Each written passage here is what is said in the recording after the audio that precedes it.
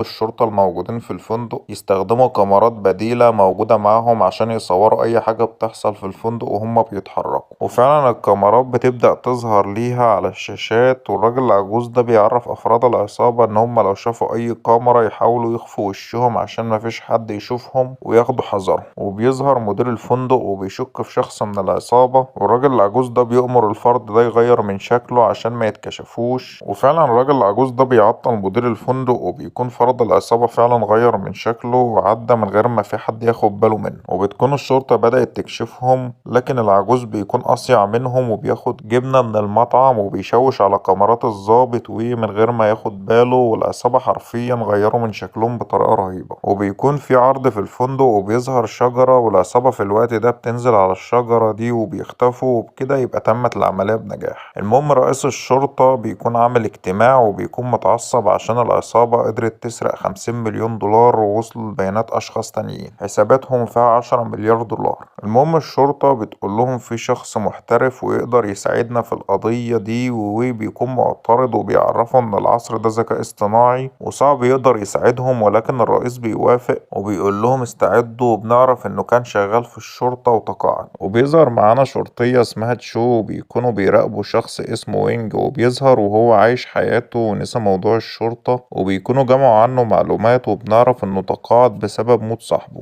وبتكون تشو قاعدة في مطعم وبتكلم صاحبها، وبيكون وينج موجود في نفس المطعم وبتكون لسه بتراقبه، لكن هو بيكون ملاحظ وبيروح ليها وهي بتقوله انت مين، وطبعا مش عاوزاه ياخد باله، لكن هو بيشرح لها كل التفاصيل وكل اوقات اللي هي كانت بتراقبه فيها، وبتتصدم بكل التفاصيل دي وانه عرف كل ده. وبنكتشف انه يعرف تشو ان هي بنت صاحبه اللي مات وتقاعد بسببه، وتشو بتكون عارفاه وبتقوله انت ما شفتنيش من وانا عندي 8 سنين. وتشو فعلا بتاخد وينج وبتروح لمقر الشرطة، وفعلا بيقابل كل المسؤولين في المكان وبيفتحوا ليه كاميرات اللي كانت شغالة وقت السرقة، ووينج بيحدد في دقايق معينة بعد ما بيشوف الكاميرات